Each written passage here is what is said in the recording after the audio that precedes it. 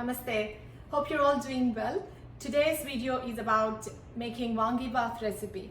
These are the aubergine or eggplant from the harvest from our garden, and these usually any kind of aubergine is good, but specifically these ones, these colored ones, they don't get mushy that easily compared to these ones. So I picked these ones for today.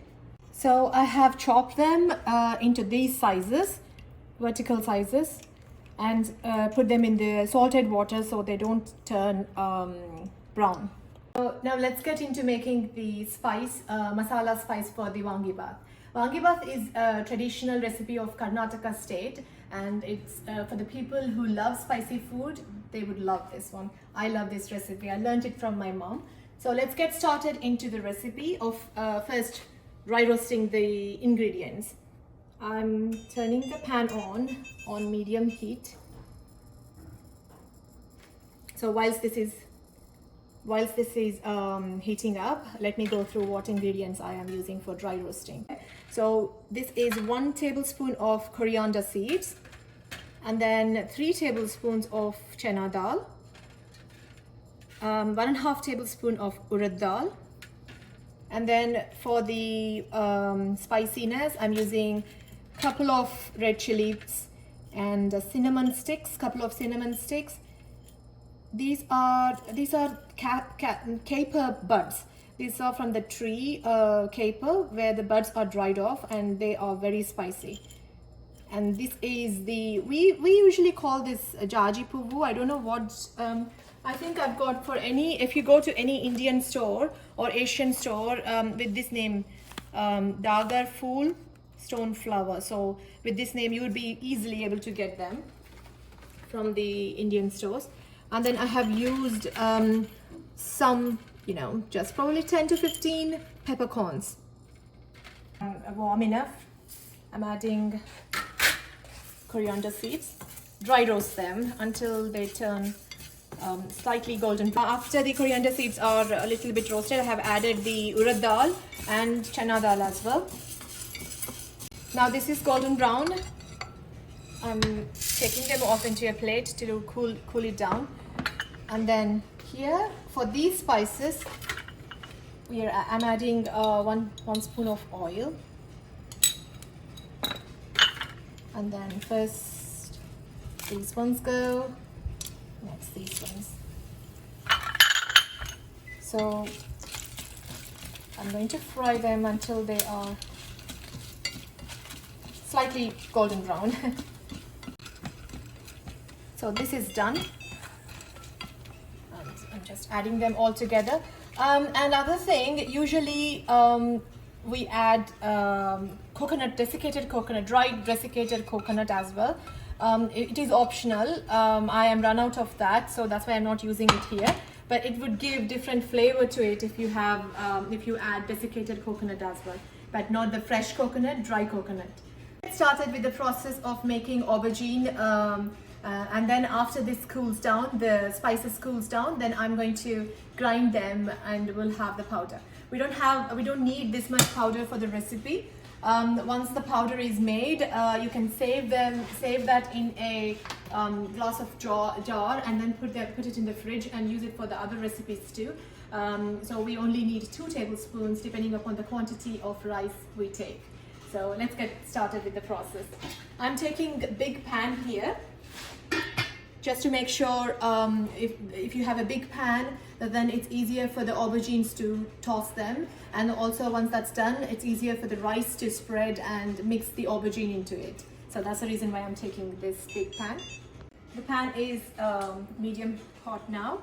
I'm adding it takes a little bit of oil, so maybe 3 to 4 tablespoons of oil.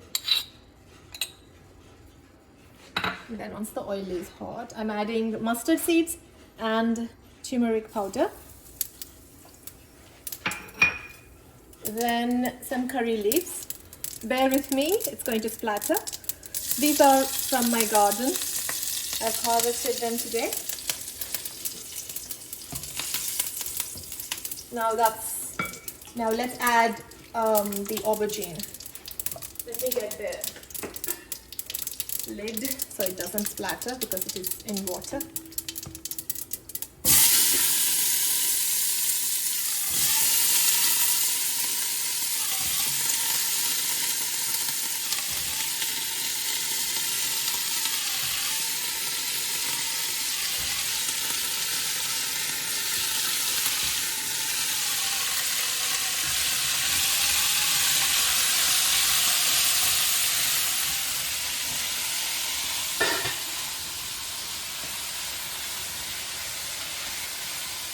And I'm adding salt.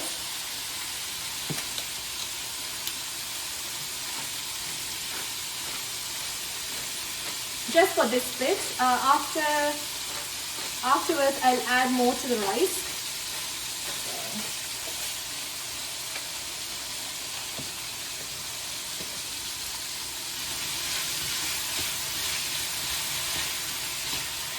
While this is getting ready, I have put it on medium flame.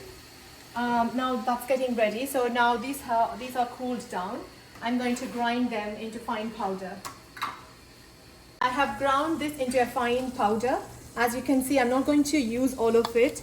I'm probably for this quantity, I will use 3 to 4 tablespoons of this powder. And let's see how far this has come. Wow, look at this. It's nicely getting there. So as you can see, this variety of aubergine is not mushy at all. But this one, the longer purple color one, this one is very tender and this is already done. So that's why it's a good idea to use this variety of aubergine. Now this is done. I'm taking this, I'm transferring this into a pan,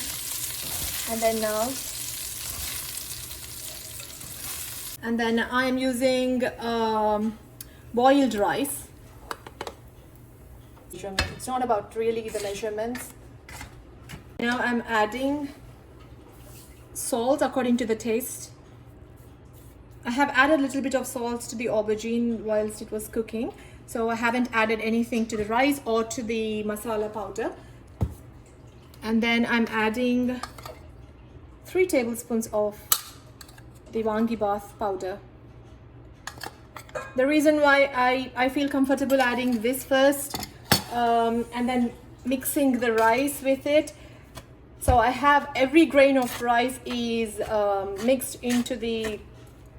coated with the powder, with the spice powder.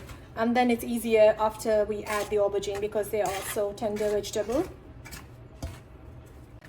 I just tasted a little bit and everything is perfect. Salt is good, the masala powder is good, and now I know the consistency. I'm adding the aubergine into it, the main ingredient.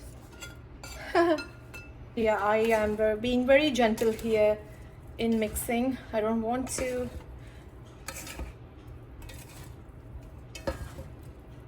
So that's.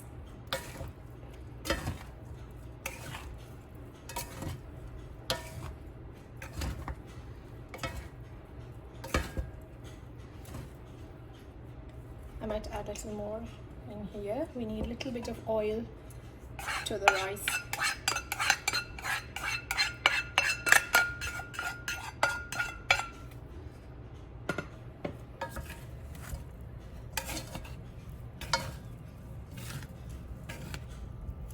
That's it, all done. And now this recipe is ready. It is really a very traditional recipe, and trust me, if you try this, you would love this. Thank you so much for watching. I'll see you in my next video. Bye.